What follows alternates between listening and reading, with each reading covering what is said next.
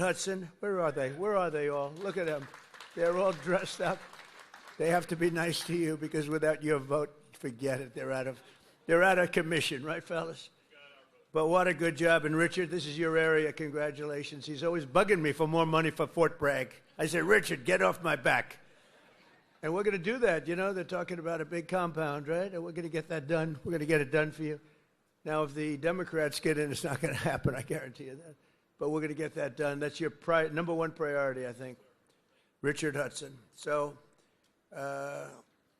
you have another man who is running for the Senate, who is phenomenal.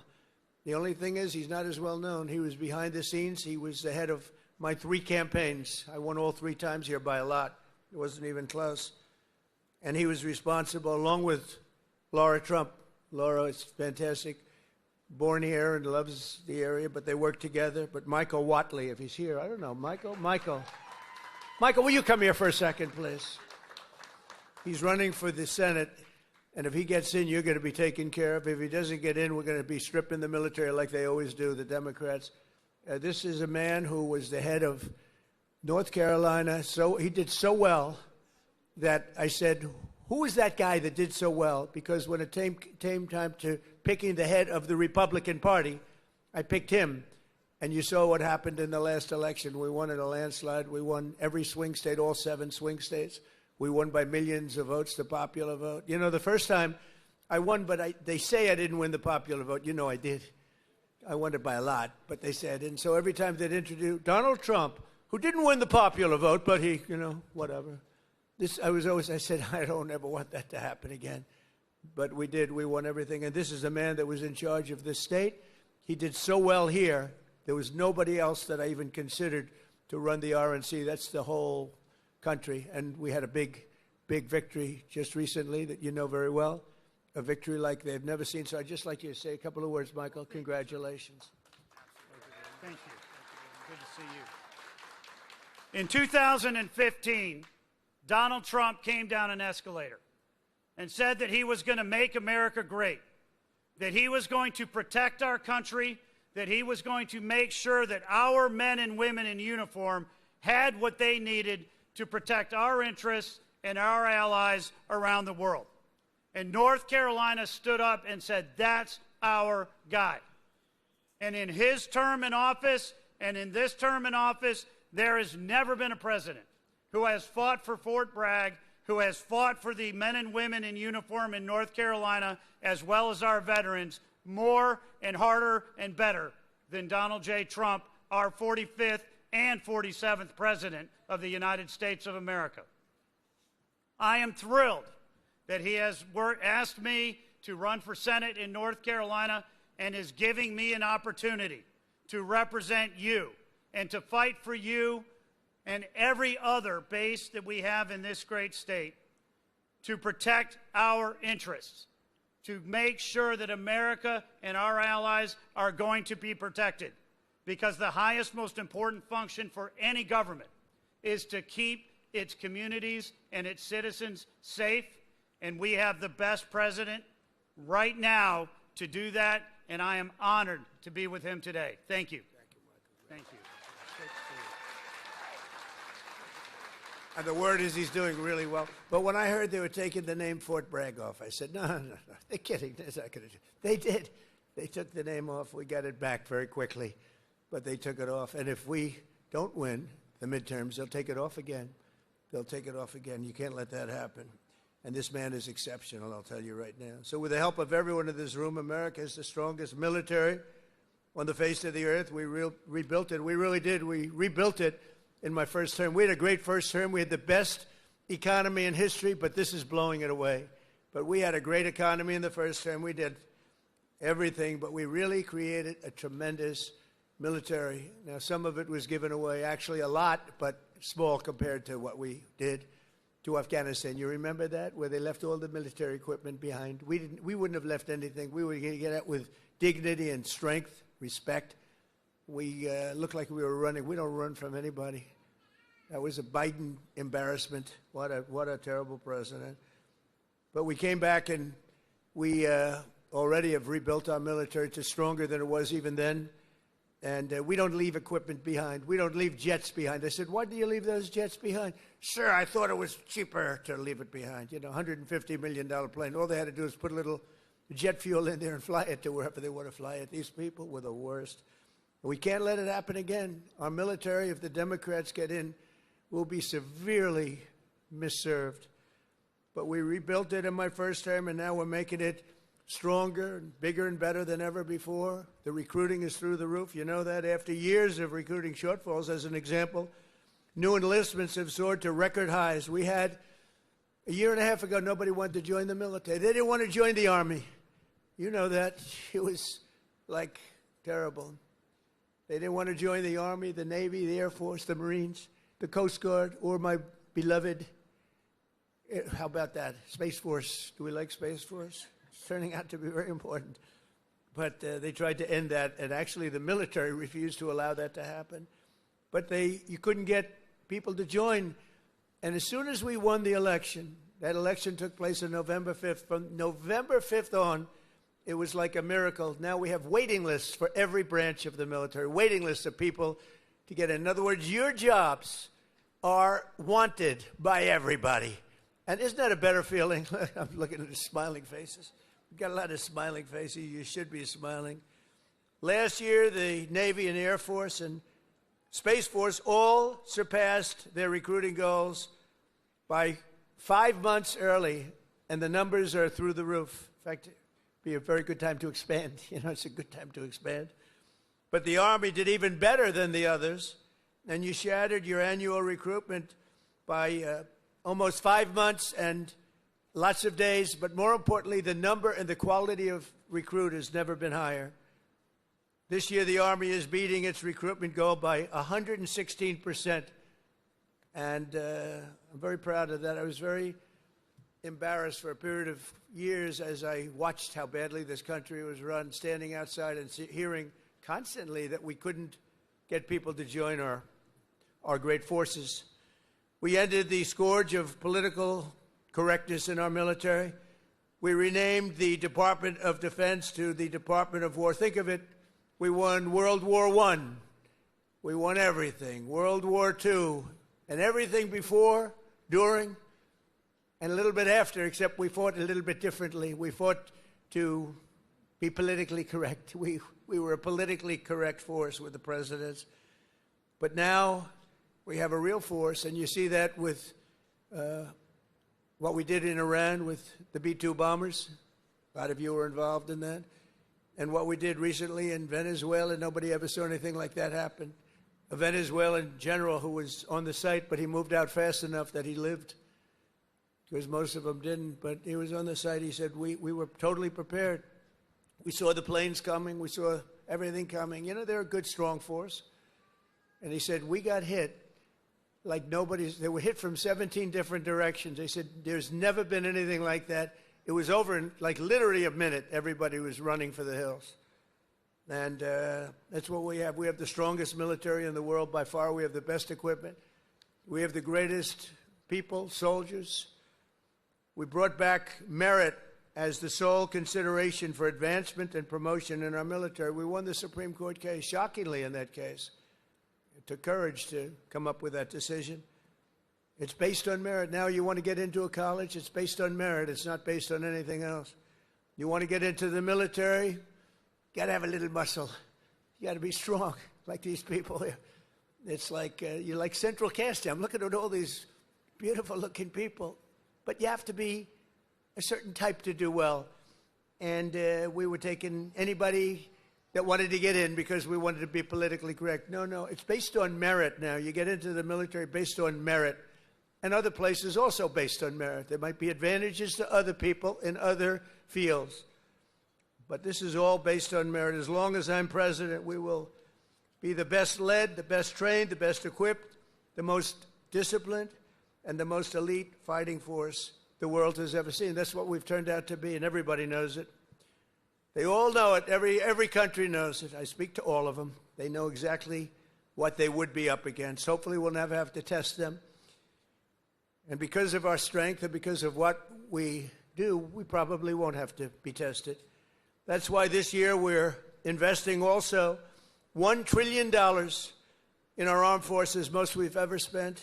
And next year it's being raised. In fact, we're going to be building a number of battleships. You ever hear of battleship? You know, World War II, you saw those big ships, the Iowa, the Alabama, the Missouri, they're going there, sailing through that water like it's nothing. Those big waves are crashing into the front. The hulls are made of 7 inches of steel, not aluminum. Aluminum's fine, by the way. I don't want to hurt the industry. We're doing very well. But I'll take steel. And it's going through those waves like it's a hot knife through butter, right? And it was incredible. It was a great thing. It was a great act of beauty. When you looked at that, the scenes, Victory at Sea. I don't know, has anyone ever seen Victory at Sea? Probably the ones that have would have joined the armed forces when you have, but Victory at Sea. And you looked at those battleships. So now we're building 10 of them, initial order, 10. And I said, what about reinstating the old ships? We have some of them in dry dock. Some of them are museums right now, like the Iowas and Rancho Palos Verdes in California. You have a couple of them, and they're still very powerful looking to me. So I said, what about bringing them back? They said, sir, it would be no good. Why do you say that? The new battleship that we have, which I've seen and helped design, I put a little more spirit in the hull, a little more, give me a little bit more hull. I want that ship to look gorgeous, you know. Forget about stealth. They say, oh, it's stealth. They design ugly equipment for stealth. Well, we're designing great-looking equipment, also stealth. But I said, well, what about bringing them back? Sir, the new ships, the new battleships that we have almost very soon under construction will be, listen to this, 100 times more powerful than the ships that we got to see in the 1940s. Think of that, 100 times more powerful. We need that. This way nobody messes with us, right? We need it. For every service member in our military, this historic investment also includes a well-deserved, across-the-board pay raise, not including 1776. And at my request just before Christmas, we did the, and really in honor of the 250th anniversary, we did that little special payment, which everybody appreciated, and it was an honor for me to do it. As part of the one big beautiful bill that we got approved, which was amazing because it really encompasses all 4 years of the term, we'll also be investing over $1 billion to improve on-base housing, and a lot more than that at Fort Bragg. We're going to be doing, if we get the congressman's wish, we're going to be doing a lot more than that. We're also going to spend billions of dollars on improving here and around the area. We're going to make it great because the people in this area have been so incredible. The spirit they had when they changed the name of this base, the spirit, not even military people, they were so proud of that name, Bragg. They said, we have to bring it back and keep the area safe. It's a great area. In fact, I'm thinking about moving here someday. Maybe I'll move here with our great movie star. We'll move here with our First Lady. We'll move to Fort Bragg. Would you like that, darling? She loves you. It's a possibility. Actually, it's not a bad idea because we love it. But we want to keep this area safe, and we can't do that without the leaders, and your ex-governor is not one of them. It would be a disaster if he got in. And one of the things that I just mentioned and saw, you saw the monster that killed an innocent young Ukrainian girl a couple of months ago, slitting her throat from behind. And this was the man, the governor, that allowed this man to get out and to do that. We don't do that. We don't do that. Everybody knew he was trouble. Many, many crimes. One of the worst pasts I've ever seen. And she sat down. She had her throat slit. And that's not going to happen with Michael Wattley, that I can tell you. So I just want to tell you it's very important because our military has to be protected. Our people have to be protected. And they will decimate our military. Every time you come in as a Republican, a lot of Republicans, they come in, they don't do anything about it. I do beyond what anyone's ever done, not even close. To give you all of the equipment you need, we're also purchasing 30 new and modified Abrams tanks. Still the best tank, right? Still. It was named in honor of Stacey Abrams. Only a few very political people would understand that. Congratulations. Thank you very much for a great name, Stacey. But brand new Abrams tanks, 48 new Black Hawk, Chinook, and King Stallion helicopters, the best in the world, the latest equipment, and 86 armored multi-purpose fighting vehicles, all of the things that you've been wanting to get, all brand new. And we're going to be reviving our strength. We're going to be doing many other things that nobody thought was even possible. And we're actually using that strength to defend the core and vital interests of the United States. And very simply put, America first. You know, it's all about America first. We were putting America last. These people that were running our country were putting us last. We're now America first. And we'll help other countries. We have a very good relationship with NATO, but NATO took advantage of us for many years. We were paying for almost 100% of NATO. Now they're paying their own bills. I got them to pay. We took them from not paying 2% GDP to paying in full 5% GDP. Big difference, like day and night. With the help of our military, we stopped the invasion on our southern border for 9 straight months. 0 illegal aliens have been admitted into the United States, and that's done by the radical left. Those charts are made up by the radical left, so I can't imagine that they could be wrong, because it seems hard to believe we could have had 0. My friends, these are early supporters. I have so many supporters up here. How the hell did you get into the military base? It's amazing. I'm a little worried about that. Let's check security. But no, I have so many. You know, I have women from North Carolina. It's about 50 or 60 of them.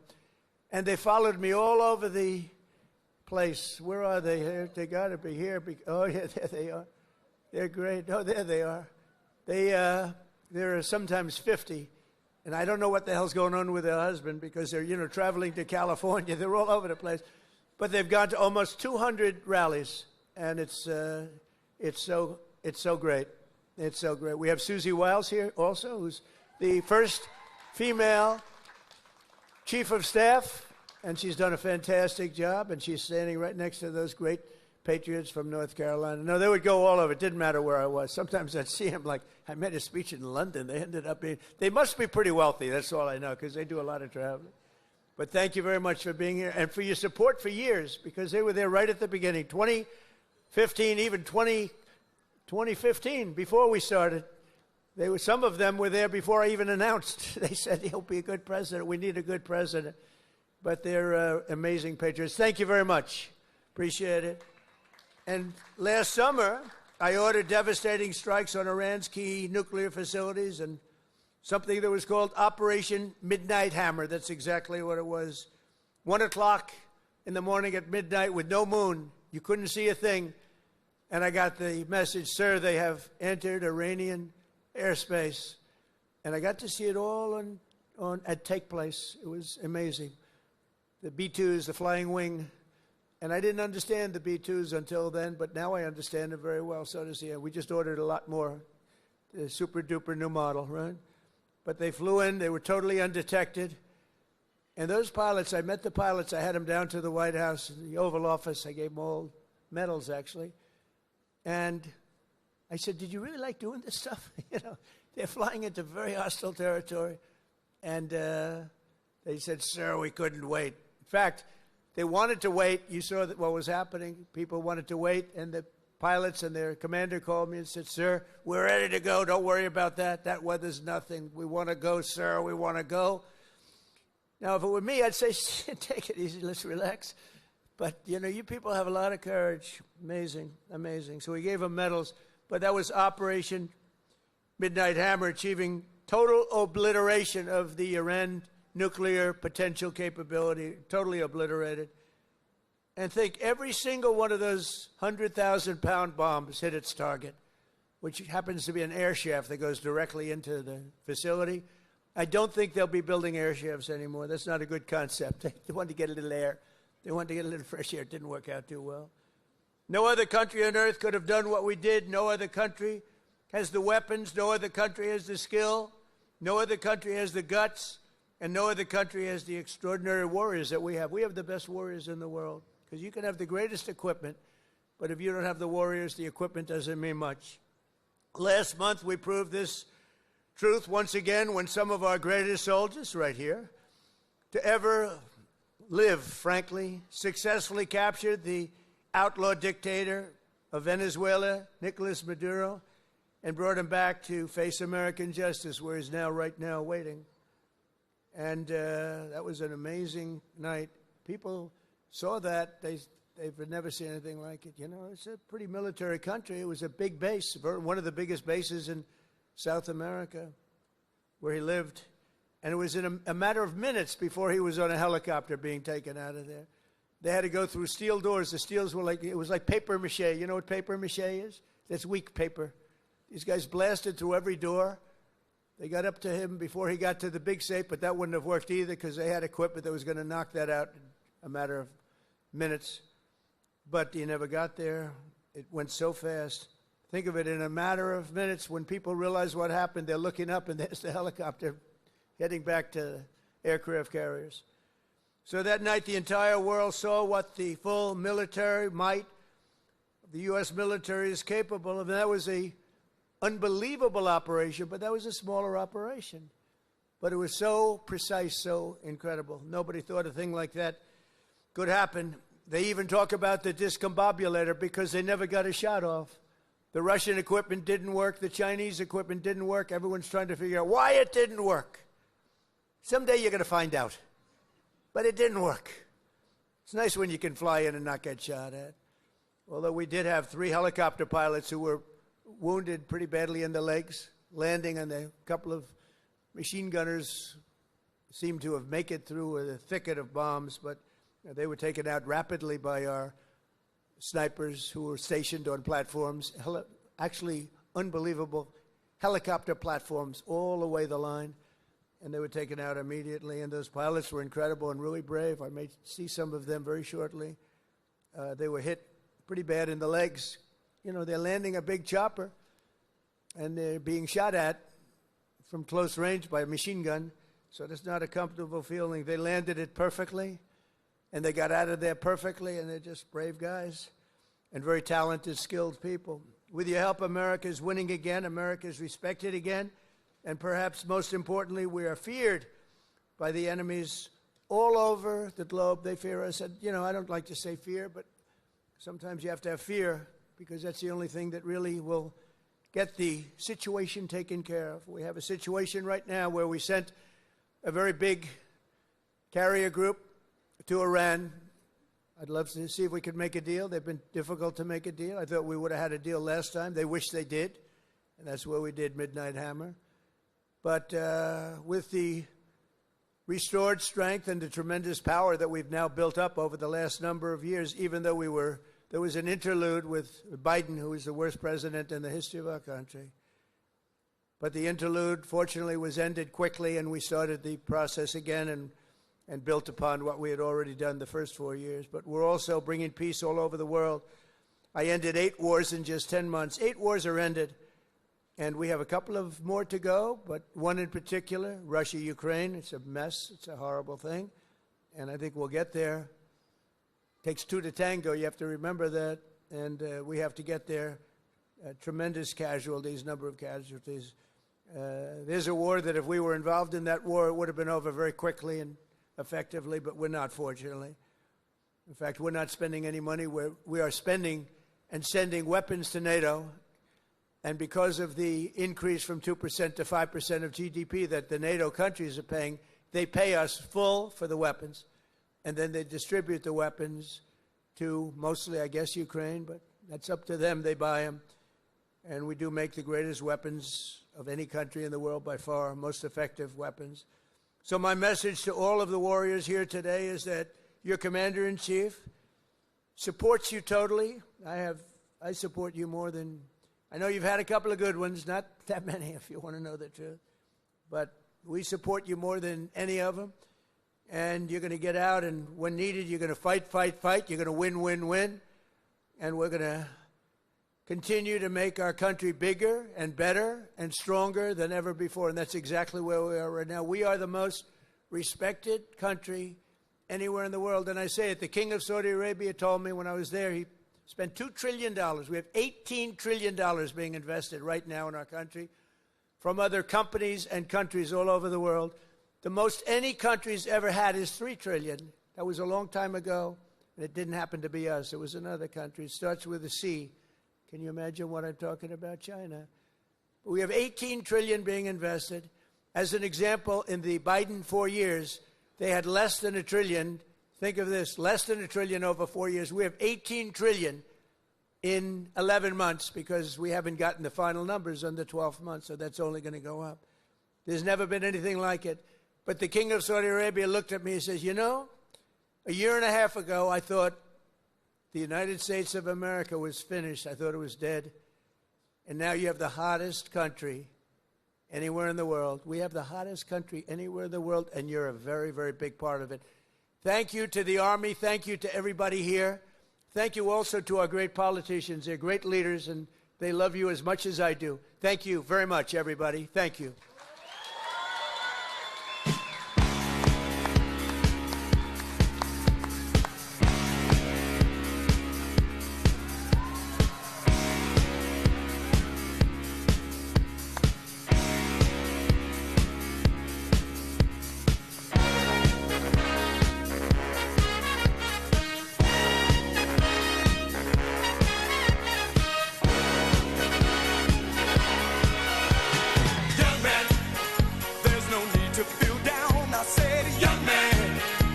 Yourself off the